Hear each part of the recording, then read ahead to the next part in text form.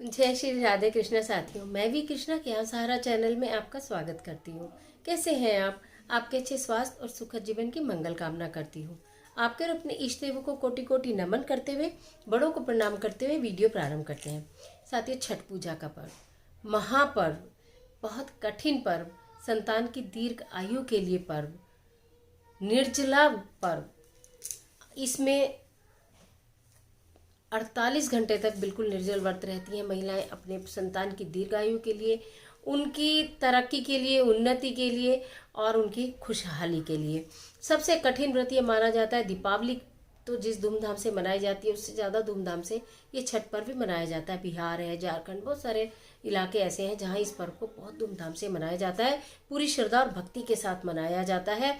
महिलाएं बहुत कठिन इस व्रत को पूरी श्रद्धा के साथ रखती हैं, लेकिन उसके बावजूद हमें इस बात का ध्यान रखना होता है कि इतने कठिन व्रत जो हमने छठ मैया के लिए व्रत रखा है, अपने संतान के लिए रखा है, जिनके संतान नहीं है वो संतान प्राप्ति के लिए रखती हैं, तो छोटी छोटी भूल हमसे ना हो जाए, छोटी छोटी गलती हमसे ना हो जाए कि हमारे से छठ मैया नाराज ना हो जाए।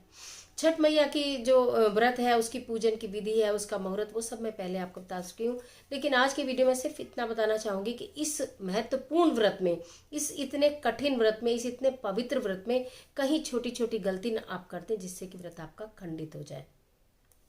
तो चलिए झटपट वीडियो प्रारंभ करते हैं। लेकिन उससे पहले चैनल पर नए आए हैं तो चैनल को सब्सक्राइब अवश्य करिएगा, बेल आइकन का बटन जरूर दबाइएगा जिससे आने वाली सभी वीडियोस का नोटिफिकेशन आपको मिलता रहे सबसे पहले। तो सबसे पहले क्या है कि ये जो व्रत है ये बहुत पवित्रता का व्रत है, सफाई का व्रत है।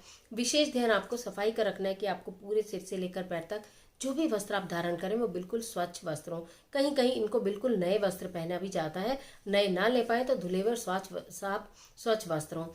जो हम भोग प्रसाद बनाते हैं, मेन जो आपके व्रत का भोग प्रसाद बनता है उसमें आप कितनी स्वच्छता रखते हैं इसका आपको ध्यान रखना है।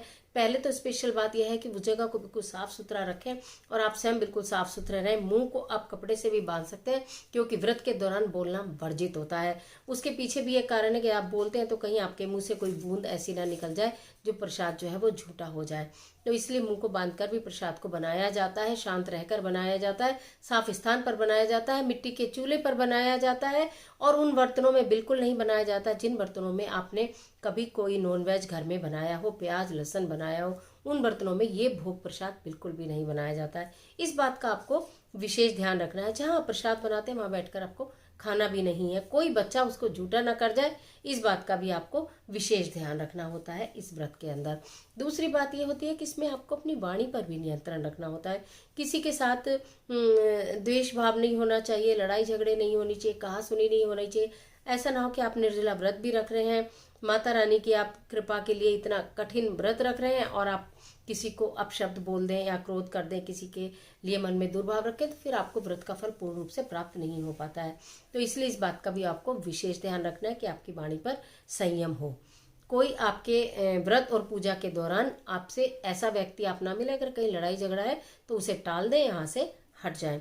ज्यादातर संभव प्रयास ये करें कि छठ मैया के गीत का आप गायन करें या श्रवण करें। चाहे तो छठ मैया के गीत गाएं या तो उन्हें सुने जब भी आपको समय मिलता है।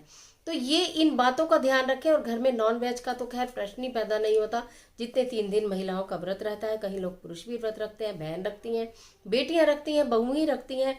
घर में नॉन वेज तो आना संभव ही नहीं है, आना ही नहीं चाहिए। और यहाँ मैंने पहले भी बताया कि उन बर्तनों में भी भोग प्रसाद नहीं बनना जिनमें यदि आपके घर में ये चीजें इस्तेमाल होती हैं तो उनमें आपने पकाई हो या उनमें आपने खाई हो।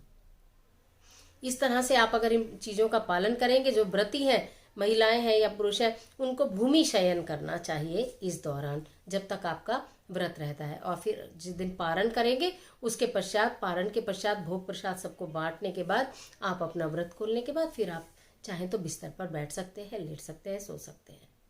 तो इस तरह से आपको अपना व्रत पूर्ण करना है। आशा करती है वीडियो आपको अच्छी लगी होगी, आपके लिए महत्वपूर्ण तो निश्चित ही साबित होगी। इसे अवश्य देखिएगा और वीडियो अच्छी लगे तो लाइक कीजिएगा, कमेंट बॉक्स में जय छठी माता लिखना बिल्कुल मत भूलिएगा। मिलते हैं एक और बहुत महत्वपूर्ण वीडियो के साथ, तब तक हंसते रहिए, मुस्कुराते रहिए। ईश्वर आपकी मदद करे।